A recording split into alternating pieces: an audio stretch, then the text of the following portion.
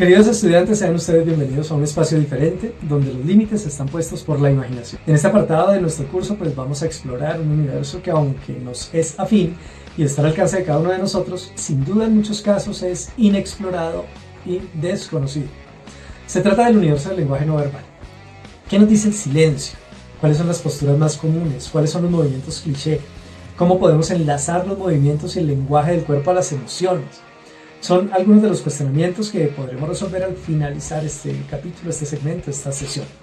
Así que prepárense para vivir la experiencia de redescubrir nuestro cuerpo y su lenguaje.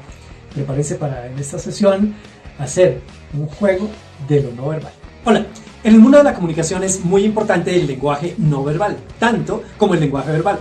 En esta sesión vamos a hablar específicamente del lenguaje no verbal. Para hacerlo debemos pasar por aspectos fundamentales como las manías de comunicación, el movimiento de las manos y los movimientos involuntarios que tanto daño hacen a nuestro sistema comunicativo. ¿Qué es el lenguaje no verbal? Es difícil definir la comunicación no verbal, principalmente porque está ligada a todo nuestro sistema comunicativo. Es la forma más directa en que se revelan nuestras emociones y también el camino más sencillo de expresión que tiene nuestro cuerpo, cómo reaccionan los diferentes agentes externos con los que interactúan. Y es obvio, todo lo que pasa en nuestro entorno hace que nuestro cuerpo reaccione. Somos seres totalmente emocionales. Realmente todo nuestro lenguaje comunicativo está basado en nuestras emociones. Si tenemos una reacción adversa, inmediatamente la espalda se va a encorvar, nuestras manos van a actuar de una manera diferente, los ojos van a mirar distinto. Todo tiene que ver con el desarrollo de las emociones y cómo éstas se reflejan en nuestro lenguaje no verbal, en nuestro cuerpo. El ser humano por acervo y constitución es pasional. La perspectiva desde la cual abordamos nuestro curso es el teatro. Precisamente Pavis, quien es uno de los teóricos más importantes de la modernidad en el teatro, plantea que la pasión es el movimiento del alma que reside en la parte sensitiva. Movimiento que se produce para seguir aquello que al alma le parece bueno o para huir de aquello que al alma le resulta nocivo o le parece malo. En ese orden de ideas, el ser humano pasional es también comunicativamente emotivo. Por tal razón, cada rasgo del movimiento de su cuerpo será su manifestación emocional y estará ligado a su lenguaje no verbal, que reside en cada célula de su estructura. Por tanto, el lenguaje no verbal es omnipresente por consecuencia y multifuncional por lógica. Cada rasgo expresivo del sujeto está ligado a su emocionalidad, a su constitución interna y por inferencia a su educación. Obviamente la educación marca un lindero muy importante en lo que tiene que ver con la forma como nos comunicamos. También el nivel cultural y la ubicación social. Al ser el lenguaje no verbal una manifestación física de nuestro estado emocional interno y de nuestro acervo y espiritualidad, será entonces nuestra más sincera forma de comunicar. Y tocamos palabras muy sensibles en este apartado. Educación, nivel social, nivel cultural, todo eso marca nuestro lindero comunicativo, especialmente en el lenguaje no verbal. También el acervo, la historia, qué nos constituye, cuáles son nuestros valores, nuestros principios, nuestras convicciones. Todo eso marca el lindero de lo que es nuestro horizonte comunicativo. Se nota absolutamente cada uno de estos rasgos. ¿Y saben qué? Es absolutamente sincero. Si hay algo que genera sinceridad, es lo que dice nuestro cuerpo cuando nuestra boca calla. Ahora quiero invitarlos a que vean este video que nos regala información adicional acerca de lo que es el lenguaje no verbal. El lenguaje no verbal tiene mucho más significado del que nosotros creemos y está directamente ligado a lo que esencialmente somos. Por tal razón no podemos dejar nada a la deriva.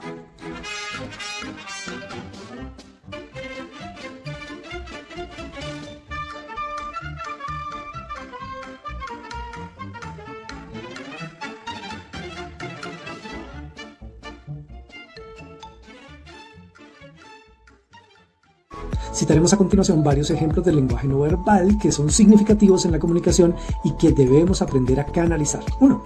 El tamaño de las pupilas. En general, el aumento significa agrado, el detrimento, desagrado. 2. El contacto visual. Puede ser positivo o negativo, dependiendo del contenido que se mueve en tu mente en ese preciso momento. 3. Mirar a los lados es una muestra de aburrimiento. 4. Tocarse la nariz puede significar enojo o molestia. 5. La sonrisa falsa. Generalmente se lee como inconformidad o hipocresía. 6. La mano en la barbilla. Si está cerrada es interés. Si está abierta, aburrimiento extremo. Tu interlocutor literalmente está muriendo. Tocarse la oreja puede ser leído como que estás ocultando información y este es el 7. 8. Rascarse el cuello se puede leer como inseguridad.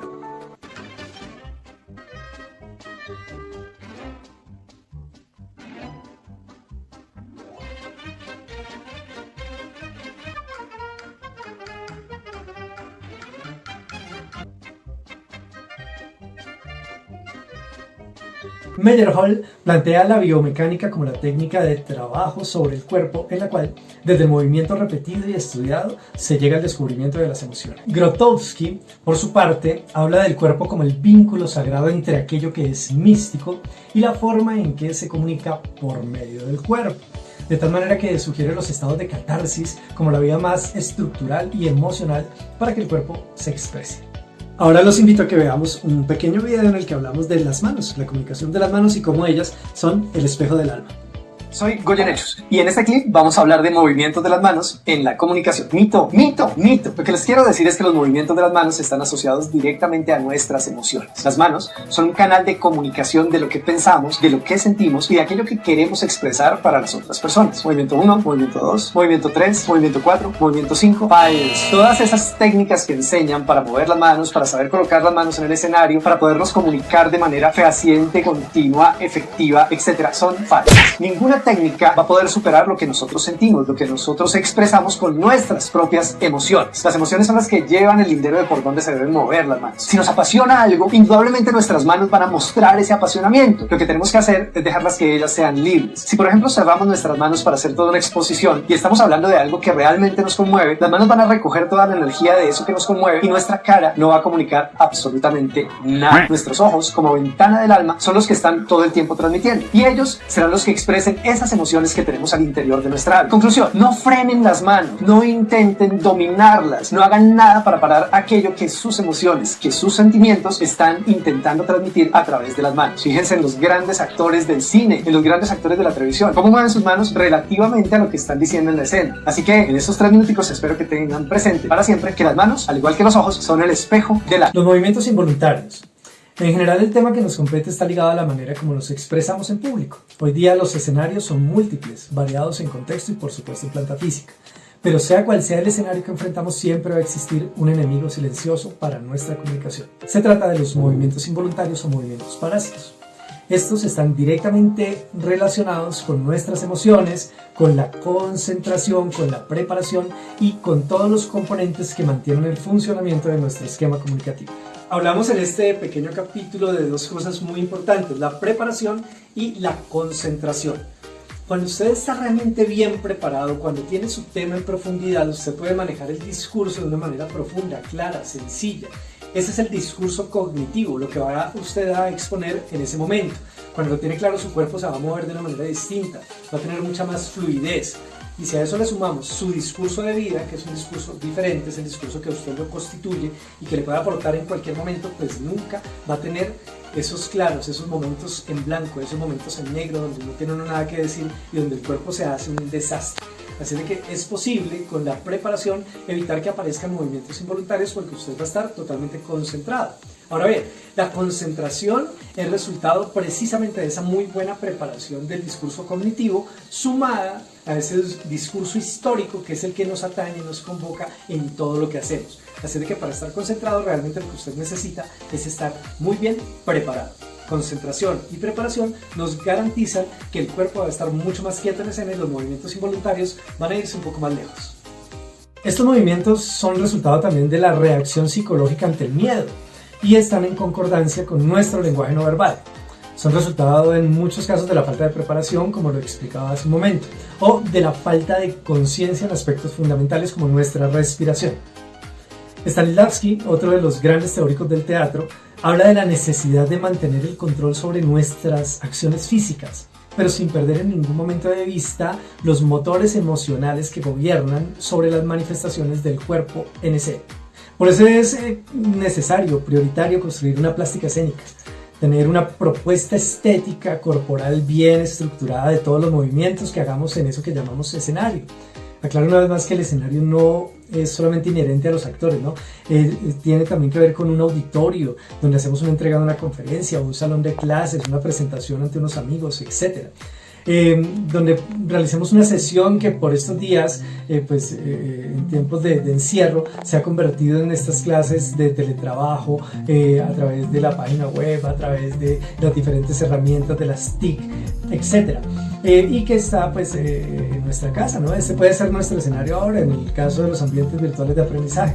Es una necesidad primaria tener el control sobre los movimientos involuntarios, que en este apartado pues vamos a explicarlos como movimientos parásitos. Y para ello los invito a ver este video que nos habla acerca de los movimientos parásitos y cómo estos pueden terminar gobernando sobre nuestra concentración. Soy Goyen Hechos y en este clip de 3 minutos vamos a hablar acerca de los movimientos en el escenario durante una presentación. Lo primero es definir qué es un escenario. Un escenario puede ser el escenario donde actúan los actores, que puede ser un escenario pequeño, un escenario grande, un escenario gigante en el cual va muchísima gente, más de 1300 personas, como también puede ser un salón de clases, o un escenario puede ser aquel lugar donde simplemente tú te paras a hablarle a los demás sobre algún tema específico. Y hay algo que siempre nos pasa a todos cuando hablamos en cualquier escenario. Se trata de los movimientos parásitos. Los movimientos parásitos son aquellos que cuando tú estás hablando aparecen sin que tú tengas control de ese movimiento. Aquella rodilla que parece que se fuera a ir corriendo mientras que estamos hablando de algún tema específico. Aquella rasquiña que aparece cuando estamos hablando en público y que no podemos controlar. Aquel movimiento que nos hace cubrir la cara y dar el toque intelectual cuando estamos en una presentación. Aquella molestia que siempre nos hace llevar los dedos al hombro y estamos haciendo algo que realmente no tiene nada que ver con eso que estamos haciendo. Esos movimientos parásitos son controlables. Lo primero que tienes que hacer es conciencia de ellos. Siempre que estés en un escenario, fíjate que no estés caminando adelante y atrás mientras que estás hablando. Generalmente termina en una danza que tú no descubres, pero puede que estés danzando todo el tiempo mientras haces tu exposición. Las danzas en el escenario pueden ser frontales, pueden ser hacia atrás o pueden ser hacia los lados. El tema es que siempre vas a terminar bailando sin notarlo. Puedes controlar. Tienes que estar pendiente de cada uno de los movimientos de tu cuerpo, de cada uno de los movimientos de tus brazos, de cada uno de los movimientos de tus piernas, de tus ojos, de tu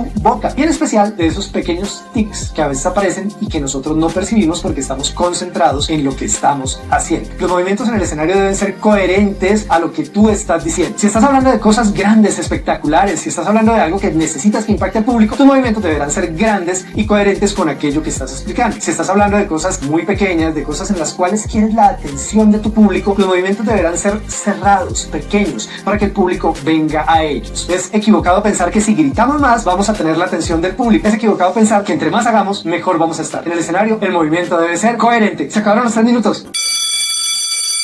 Si en realidad quieres mejorar tu comunicación, debes trabajar tu herramienta, es decir, tu cuerpo. Nada de pereza, nada de sedentarismo y, por supuesto, una gran disciplina para trabajar sobre ti mismo. Deberás intentarlo, intentar y fracasar. Aprender a mover tus manos, tu cuerpo en general, y controlar los movimientos parásitos. Pero cuando lo logres, todos te van a admirar por la fluidez de tus movimientos y tu coherencia discursiva. Esa bella fusión entre cuerpo y alma que me hizo el más respetado. Y no es por dármelas. Charles, ¿es verdad que toda esa gente que se ve allí utiliza mal su cuerpo al hablar? Así es. Descuidan su diafragma, no lo utilizan, dejan que su cuerpo tiemble como gelatina sin ningún control real sobre sus emociones. Pero, ¿cómo es posible? Basta con hacer ejercicio, meditación y ejercicio de plástica corporal para que mejoren todo su sistema comunicativo. ¡No! Ya ves, a la gente todo le da pereza, especialmente cuando se trata de trabajar sobre sí mismos. ¡Qué mal! Ojalá reaccionen antes de que sea tarde. Evaluación. Bueno, para evaluar el trabajo de nuestra sesión o de este apartado realizaremos una actividad muy sencilla pero de gran aprendizaje. Haciendo uso de la red social TikTok, vamos a generar un contenido de 1 minuto de duración, cuyo contenido interno sea conocimiento específico fundamental en su campo de acción profesional. ¿Cuáles son los criterios que vamos a tener en cuenta ahí? Antes de subir el video vamos a mirar, primero, cuáles son las falencias comunicativas que estamos viendo de lo que estamos haciendo.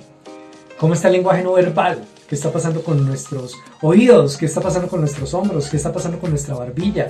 ¿Qué está pasando con nuestra frente, con nuestros ojos? ¿Qué transmiten? Todo el lenguaje no verbal lo revisamos. ¿Cómo está el control de los movimientos involuntarios?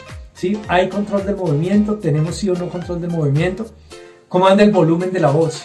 ¿Se escucha perfectamente lo que estamos diciendo o no? ¿Hay coherencia emocional entre las manos y el discurso? ¿Es óptima esa coherencia? ¿Nuestras manos hablan? ¿Son el espejo de nuestra alma? Bueno, pues haciendo toda esa revisión de cada uno de esos aspectos y depurando el video hasta lograr un nivel de calidad alto, pues ahí sí lo vamos a subir a la red social y teniendo en cuenta los criterios vamos a realizar la evaluación cuando veamos el video en la red social. De esta forma vamos a evaluar cómo está nuestro lenguaje no verbal. Hablemos un poco de nuestras conclusiones. Primero, el lenguaje no verbal, a diferencia de lo que se pueda pensar, es tanto o más importante que el lenguaje verbal. 2. El movimiento de las manos debe estar ligado a una correcta y estudiada coherencia emocional. 3. El lenguaje de nuestro cuerpo en el escenario, cualquiera que este sea, debe estar en nuestro dominio y control. Es necesario hacer un estudio minucioso de nuestro cuerpo como herramienta comunicativa. Los referentes bibliográficos de este trabajo entonces son García Barrientos José Luis, 2013, Claves del arte escénico. Son cuadernos de ensayo teatral, México, Distrito Federal, Paso de Gatos, la editorial. Stanislavski Konstantin, 1991, en su libro Un actor se prepara, que salió en México, Distrito Federal, y es de editorial Diana. También a Ken Robinson, del 2010 es la referencia con el libro El Elemento. Esto se consigue acá en Colombia por la editorial De Bolsillo. Y Pavis Patrice, que es del 2011 con su Diccionario del Teatro. Es un tremendo compendio de definiciones teatrales muy importantes. Se consigue en Argentina o fue editado en Argentina por la editorial Paidós Comunicación. Esta es pues toda nuestra referencia bibliográfica. Si ustedes quieren profundizar en todas estas cosas de las cuales les he hablado, pueden ir a estas referencias y allí van a encontrar mucha más información para que obtengan ese estado de plenitud comunicativa. Bien, de esta manera llegamos al final de nuestra sesión. Chao.